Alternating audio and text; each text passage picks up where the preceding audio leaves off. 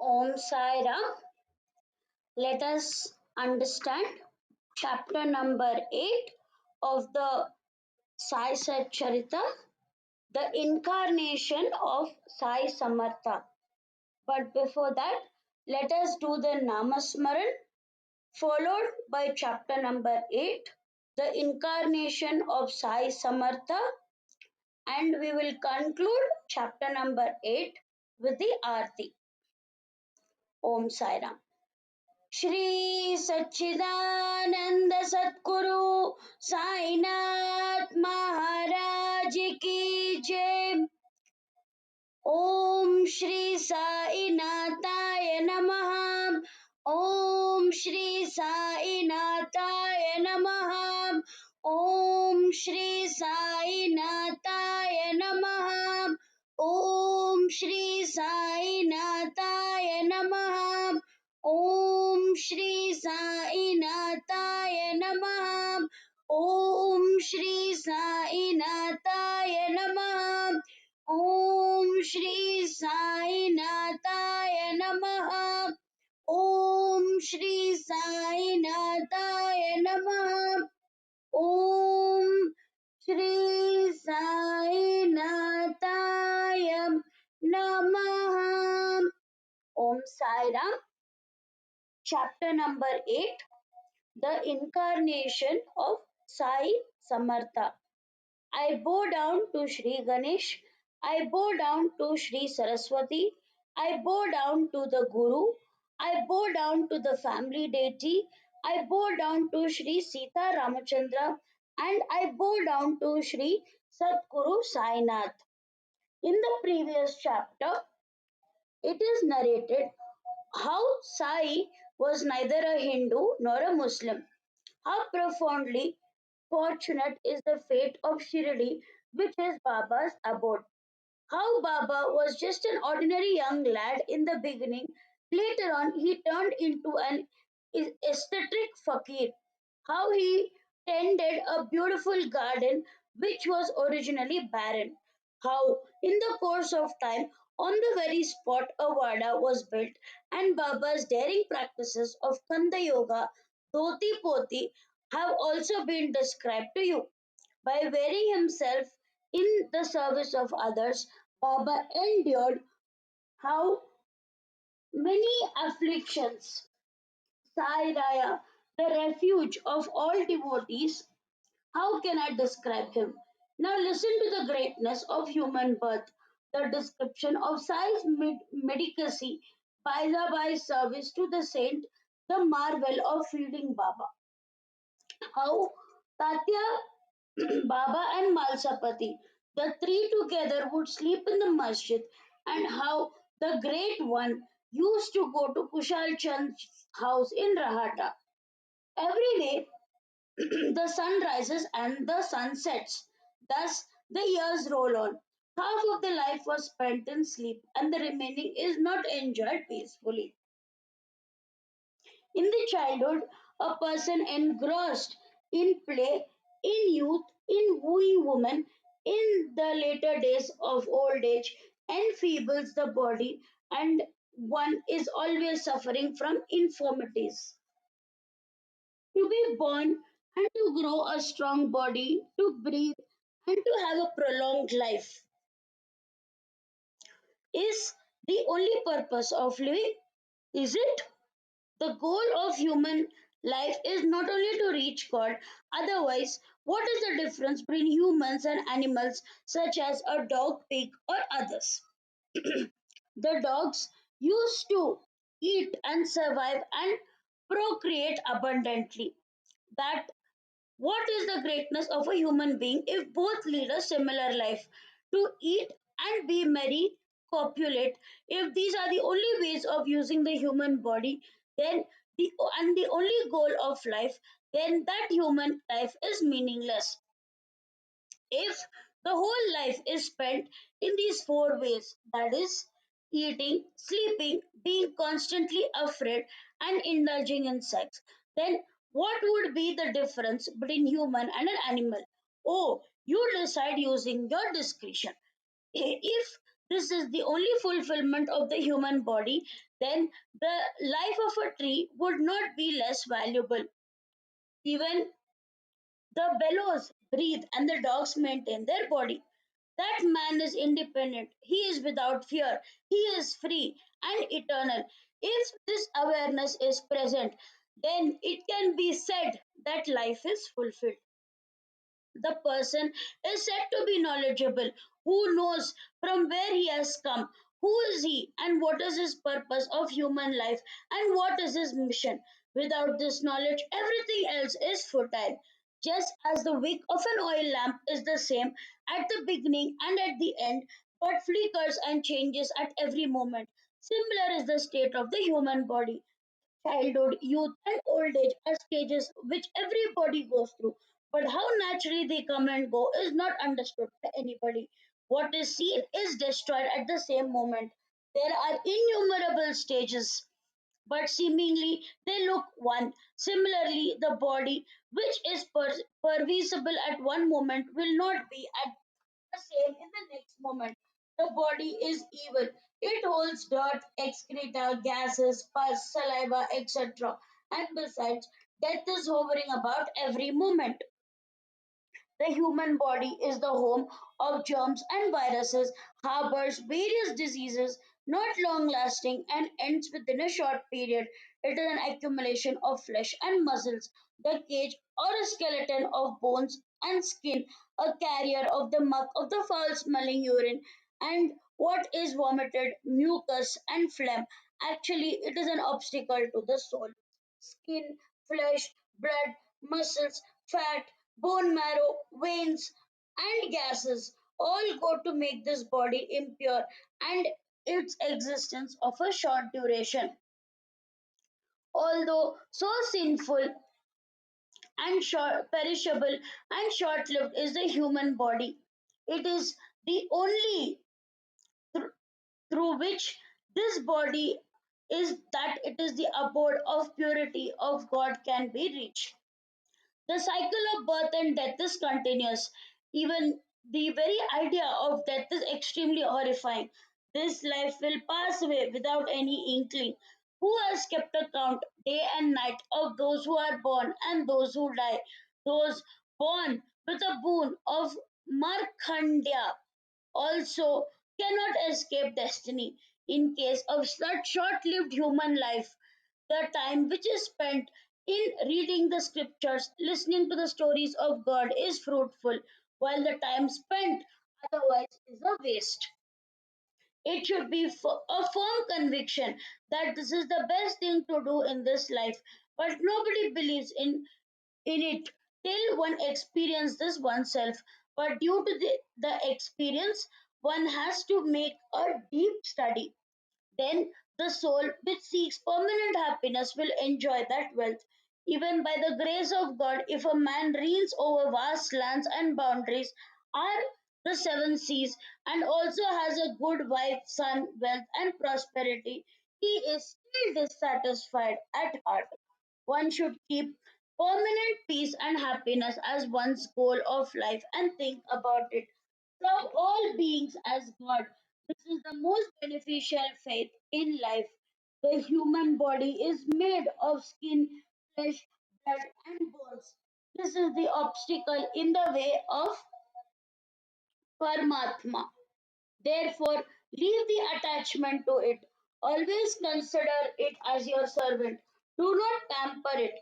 Do not succumb to its wishes, by which you will be, as it were, paving your way to hell.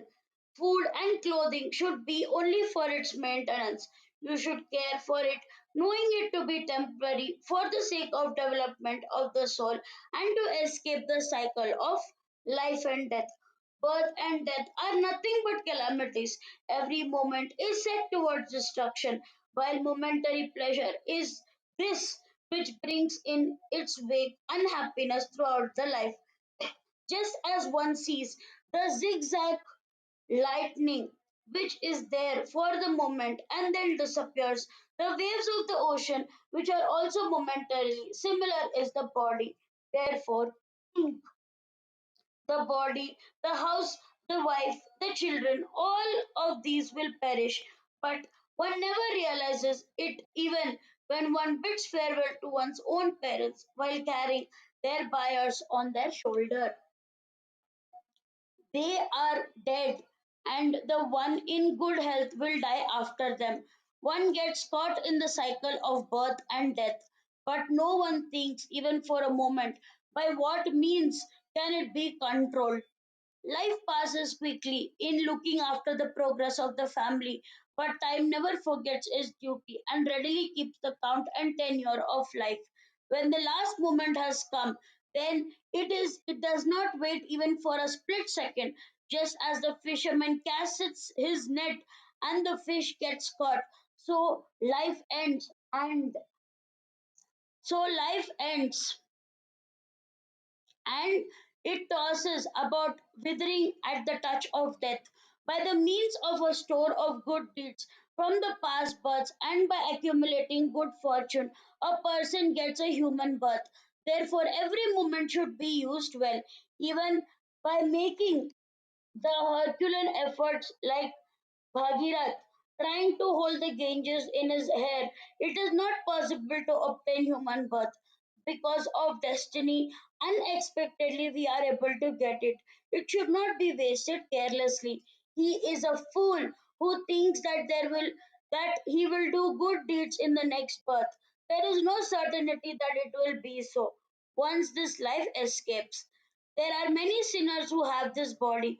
Their genes reaches the organs of creation to take a new form according to their deeds. There are many who are even more wretched and vile.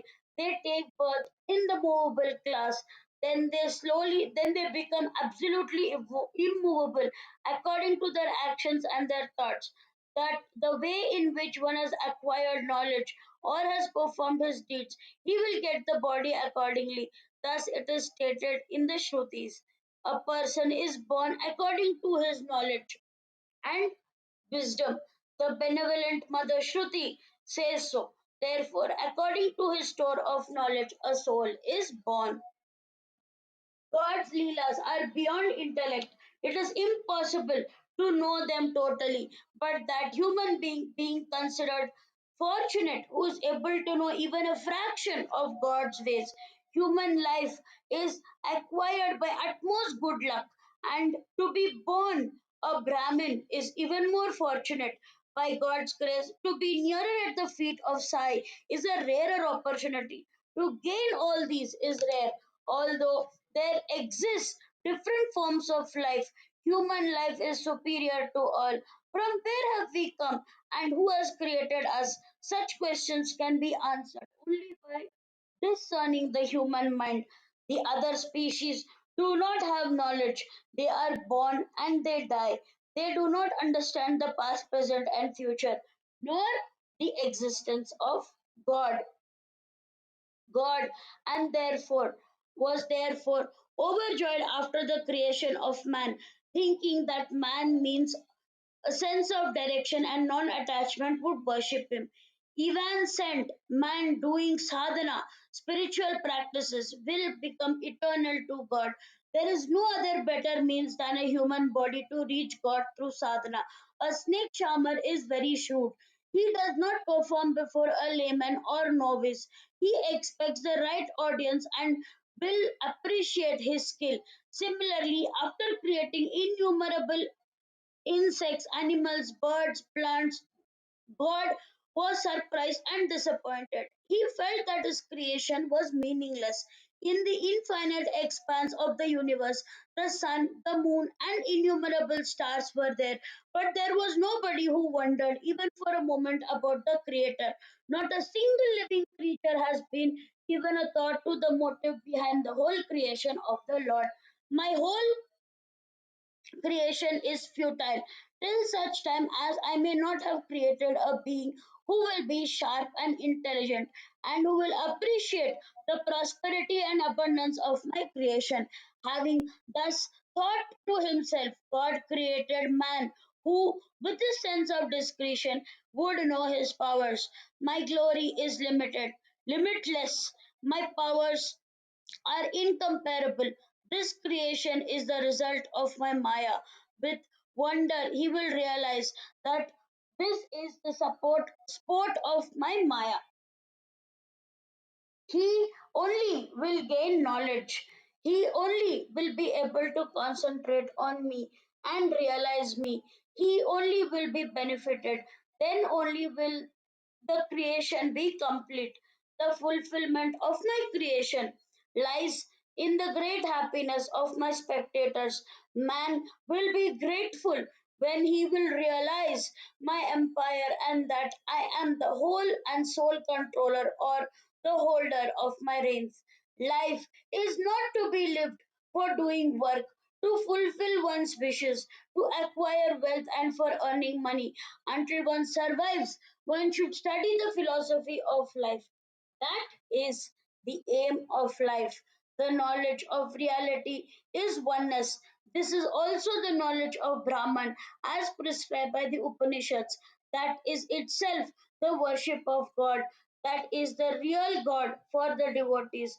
Guru and Brahman are not two separate entities. One who has realized the oneness, he, as it were, has practiced devotion. Their realization is the easiest way to overcome Maya. The wise men who have faith, who have acquired knowledge, and who are non attached, who have realized the Atma Tattva, which is experienced by them, know that they are really the fortunate devotees, those unaware of their own real nature, if without removing their ignorance, believe that they have achieved everything in life, then this is a tremendous obstacle to spiritual progress. Knowledge and ignorance, both these elements are born of nuisance. You should discard them just as one removes thorns by the means of another thorn. Remove the ignorance through knowledge. Go beyond knowledge and ignorance. Reach the stage of pure self realization. This is the only goal of human life. Pure knowledge will not shine lustrously unless the impure oil in the form of passion is exhausted, and the black soot in the form of ignorance, and the wick in the form of ego is not destroyed. Whatever work a man has to perform, whether avoidable or unavoidable, and within the ambit of intelligence, should be certainly considered as a duty. If one does not have any other work, one should enjoy the wealth and peace or recite Ram Nam and be desireless without worry. The body, the sense organs, the mind, and the intellect are all hindrances of the Atma. By the means of these, the soul will be fully able to experience this world or existence. The soul itself is unborn and unattached. Only outwardly the soul seems to enjoy because by nature it is incapable of enjoyment. It is proved by the science of logic and by means of inferences, etc. Having understood this essence of life entrusts the intellect to perform all the duties befitting the karma. Let the righteousness of intellect be left to it. One should act without seeking fruits of action. The performance of one's religious duties will always be engrossed in the meditation of inner self. These are the aims of human birth, whereby inner satisfaction is obtained. There is no other means as effective as human life to fulfill the four principal objects of life. The man who has practiced these and becomes the expert will reach God. Therefore, till the body is not decaying, try to acquire knowledge of the soul. Do not waste even a moment of human life. Just as the salt water from the ocean, when it falls down from the clouds, turns sweet as nectar, similarly is the happiness of being at the feet of the Guru. Similarly, the happy state attainable by human life cannot be realized without the Guru. When the Guru gives the necessary help, then only will creatures be delivered. Sacred mantras, the Tirath, the deity, the Brahman, the fortune teller, and the druggist. Thus, the seventh in this line is the Guru. All these need faith. Success is achieved in proportion of faith of all these. Depending upon the intentness of the mind, success varies. For those who are bound to this world, the saints create the desire for moksha in their hearts, and for persons who are seekers of moksha, they will be liberated. The saints manifest themselves from the non perceivable self for the good of others. Whatever is not achieved through lectures or by reading the Puranas is easily understood from the behavior of a virtuous person who is a guru. His attitude and examples are silent preachings. It is rare to find a person who practices forgiveness, peace, non attachment, kindness, and obliges others, who is in control of the senses and devoid of ego. That which is not achieved through reading books is easily achieved by observing the person who practices all the virtues prescribed by the Shastras. The sun alone, the sun alone can achieve that which the infinite stars cannot do. Similar are the noble saints.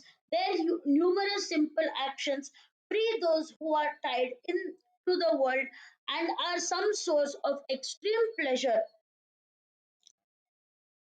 One out of these is the great Saint Sai, full of attributes and perfection, but he lived like a fakir and was always engrossed in self realization, whose faith in equality was unshakable, and who never uttered these words, me and mine, who was always kind to all living beings. He was the very embodiment of God on this earth. He was not overjoyed by the pleasure or sadness by difficulties, for whom the rich and the poor were alike. Is this not something unusual? He whose slightest movement of an eyebrow could make a pauper into a wealthy man at a moment. He roamed around from doorstep to doorstep with a jolly in his hand. Blessed are those at whose doorstep Baba as mendicant spread his hand, calling, "O Laisi, bring me a quarter of a bhakri," taking the tamril in one hand and the joli in another. He himself moved from doorstep to doorstep of the particular houses every day. Vegetables, curry, milk, buttermilk were all poured into the tumbrel by the people. Look and wonder at this method of his eating. For cooked rice or bhakri, he would spread his jolly. The liquid items he managed to somehow collect in the tumbrel. How can the desire be born in his heart to taste different kinds of food separately? How can he wish so when his tongue never knew the passion of taste? He is content with eating the food which falls in his jolly as per the desire of the giver. He is not aware whether it is tasty or tasteless because his tongue does not discriminate. During the morning, he would beg for alms in the neighborhood daily and had his fill from it and was very satisfied with it. Even that was not done regularly. He would go whenever he felt like it. Sometimes he would go in the village and even beg 12 times in a day. In this manner, whatever food he brought, he kept it in a pot in the masjid. Even the crows and the dogs would eat from it and he would never drive them away. The woman who swept the masjid and the front courtyard would take 10 to 12 bhakris from the pot and go to her home. But nobody took objection. The one who would not even dream of contemptuously driving away dogs, cats, would he refuse the poor and the weak? Blessed is his life. In the beginning, he was well known amongst the people as a mad fakir, the one who would fill his stomach by begging for food. How could he have any grandeur? But the fakir was generous by nature, even expecting anything in return, and loving outwardly, he looked wavering but was inwardly steadfast. His behavior was impossible to understand. In such an ordinary village, There were some fortunate people who were kind by nature and who regarded him as a saint. Tatya Kote's mother, whose name Baizabai, would put some bakris in the basket and carry it on her head and go into the woods in the afternoon. She would walk for miles, searching in the woods for the mad fakir, trampling upon the thick foliage, and bow down at his feet on finding him. How can one describe the strength of her devotion? Dried or curried vegetables and bakri she fed Baba with her hands in the wood and in the noon or late afternoon. This austere devotion of hers was not forgotten by Baba during his lifetime. Keeping the past mind, he blessed her son with a good fortune. Both husband and wife had great faith in the fakir indeed. The fakir not only was their God, God lives in the faith of the devotee, doesn't he? The fakir would be in meditation. Then Baizabai would lay out the leaf, serve food from the basket, and make efforts to feed him. Fakiri is true kingship. Fakir alone will last forever. Look how evanescent is wealth. Baba said this always. Later on, Baba abandoned the woods. He began to stay in the village and accepted food in the masjid. Thus, he put an end to the mother's troubles. Since that time, this practice continued, which had been started by both. After them, Tatya continued the same. Blessed are those saints in whose hearts Vasudev resides permanently, and blessed are those fortunate devotees who enjoyed the bliss of their company. Tatya was really fortunate, and Malsapati had profound religious merit. They equally enjoyed the privilege of Baba's companionship. Tatya and Malsapati slept also in the masjid. Baba's incomparable love was for both equally, east, west, and north, their heads in these three directions, their feet touching each other's in the center, stretching their bedrolls. Thus, they chatted about everything. If one began to doze off, the other kept him awake. If Tatya began snoring, Baba would get up suddenly, turn him around, and press his head. Taking Mahalsapati's help, they would hug Tatya, hold him close, press his feet, and massage his back. In this manner, for 14 years, Tatya slept in the masjid near Baba. Oh, how lucky were those days they had passed, the memory of which remained undimmed. Leaving the parents at home, Tatya slept in the masjid with Baba since he liked it. With what measure can we measure that love? And who can evaluate that grace? Later on, the father died. Tatya got involved in the household. He himself got married and became a householder. Then he began to sleep in his own home. May that be whatsoever. Faith should be complete of the heart and mind. This alone can give the experience of Sai. Uninvited, he stands by his devotees. The devotees are surprised by this. Similarly, there are well known gentlemen of Rahata named Kushal Chand. He was a rich devotee of Baba and a merchant of the town. The famous Patil Ganpat Kote was a great favorite of Baba. So was the uncle of Kushal Chand, an equally favorite person of Baba. Though Marwari by caste, they were very fond of Baba. They met each other from time to time and enjoyed the pleasure of these meetings. By the will of God, after some time, the elder Seth Ji died. Even then, Baba did not break the ties. In fact, his love grew twofold. Later on, Baba's love for Kushal Chand increased. Till death, day by day, he thought only of his good, sometimes by bullock cart and sometimes by tonga. Baba would go in the company of his friends 1.5 miles away to Rahata. The village folk would come forward with drums and wind instruments, and Baba would meet them at the boundary. They would do obeisances with love to him. From there, they would take Baba into the village ceremoniously with great love, joy, and music. Kushal Chand would then take Baba to his house. Thereafter, serving some refreshments, they would sit leisurely. Then they would exchange nostalgic moments, and this happiness they mutually enjoyed could not be described. In this way, after relaxation and after eating the fruits and refreshments, Baba would return with his entourage in contented mood. On one side, Rahata stood, on the other, Nimongaon. Shirdi was midway, a small village with a small population. But from the center point, he never moved physically except to these two villages. Although he had the knowledge of all the quarters, neither had he traveled nor had he seen the railways. But he knew the timings of the trains, their arrival, their departure, and timetable.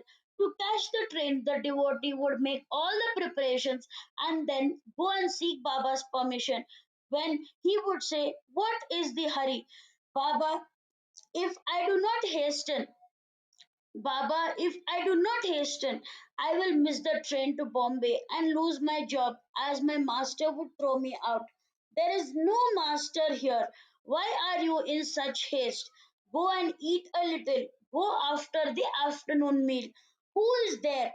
Who would dare to disobey those words? The young and the old, the wise and the learned knew this from their own experience. Whoever followed his orders never missed the train, but those who did not follow them faced direct consequences. One after the other, the unique, innumerable experiences of such people of different kinds I will tell you later on. In short, Hemant Pant surrenders to at Shri Sai, and in the next chapter, he will continue the same subject about how devotees returned from Shirdi to their village and how Baba would give them orders. Those who had the permission could leave, and those who did not would stay. Those who disobeyed would suffer. This will be described in the next chapter, and also about why Baba adopted the ways of a mendicant and why he ate the food that he begged for the sake of washing away the sins committed daily when animal life is accidentally destroyed. All this would be told later. Therefore, I pray at the feet of the listeners and persuade them every moment to listen to the Sai Satcharithra for the sake of their own good. May there be well being. This is the end of the eighth chapter, the incarnation of Sai Samartha of the Shri Sai Samartha Satcharithra, written by the devotee Hemat Pant, impelled by saints and virtuous people. This is offered to Shri Satguru Sainath. May there be auspiciousness. Om Sai Ram. Let us do the Aarti. Shri सच्चिदानंद सद्गुरु साईनाथ महाराज की जय. शिर्डी माझे पंढरपूर, साई बाबा रमावर, बाबा रमावर, साई बाबा रमावर. शुद्ध भक्ती चंद्रभागा, भाव कुंडली जागा, पुंडलिका जागा, भाव पुंडलिका जागा. याओ याओ अवके जन, करा बाबा श्री वंदन, साई श्री वंदन, करा बाबा श्री वंदन. तनोपले बाबा साई, धाव पाव माझे आई, पाव माझे आई, पाव पाव माझे आई. कनेलो तांगन वनिक चरण, तोयाती पायन रूप तुझे. प्रेमीन रंगीन अनंत पूजिम पविव महिन बनी नमा. त्वमेव माता पिता त्वमेव, त्वमेव बन्धु सदा त्वमेव, त्वमेव विद्या दैरङ्गमेव,